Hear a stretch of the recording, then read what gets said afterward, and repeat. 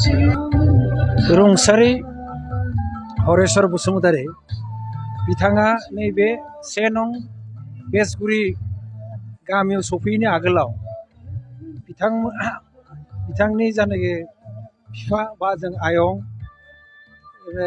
थागथारा क'क्राझारनि बेवहाय दंमोन बिथांमोना फैनानै संखंनिफ्राय बे 1 नं बेसगुरि गामियाव बिथांमोना रायजो जाफैदों।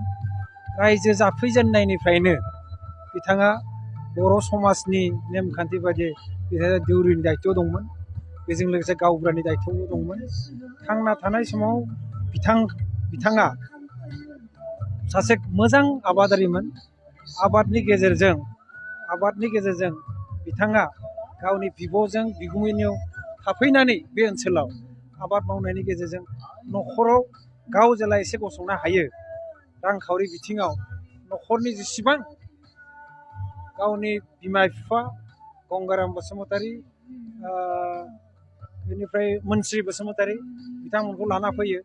फैनाय समाव बिथांमोना गासै 9 सा दंमोन। 9 सानिनो बिथाङा गेजेरावमोन। 1 बिब', 2 सासे बिदा, लोगोसे नैबे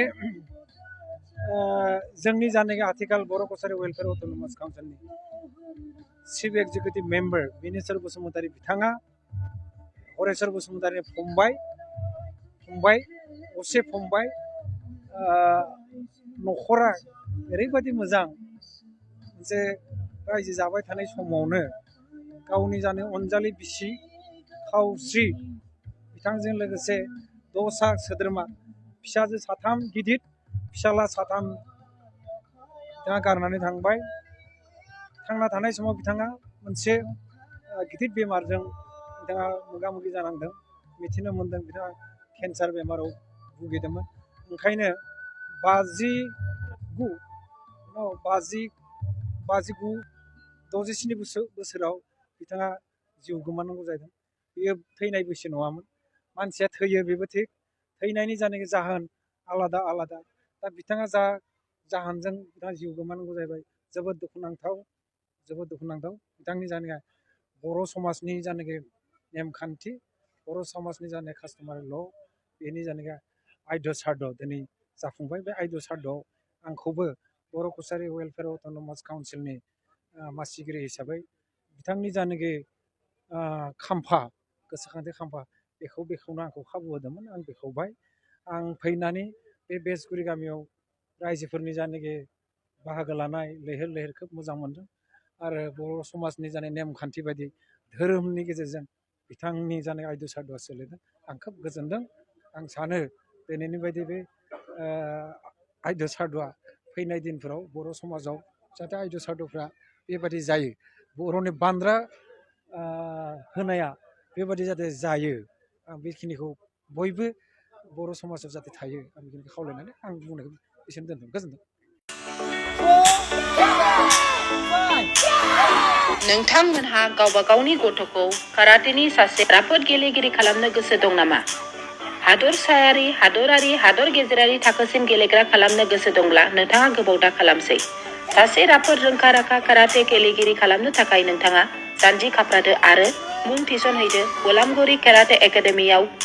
रोखा खौरांनि थाखाय 8720903713 मबाइल नाम्बाराव कन्टेक्ट खालामनो हागोन।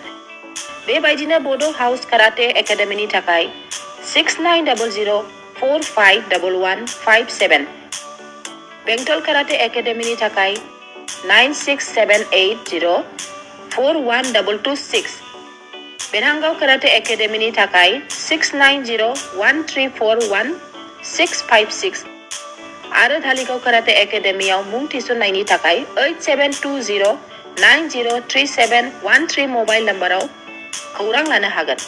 मख'जाथावदि बे सोलोंसालिनिफ्राय सिगांनिफ्रायनो हादरसायारि, हादरारि, हादर गेजेरारि थाखोनि बादायलायनायाव गोबां फरायसाफोरा बान्था मोननो हाबोदों। बे मुंख'नाय फोरोंसालियाव रोंग'थि गोनां फोरोंगिरिया फोरोंथाय होनानै नोंथांनि गथ'खौ सासे राफोद काराटे गेलेगिरि सोरजिनायाव मदद आरो जाफुंसार खालामगोन। अब्ला मानोथो गोबाव खालामनो? थाबैनो नोंथांमोनहाबो नोंथांनि गथ'खौ मुं थिसनहैदो।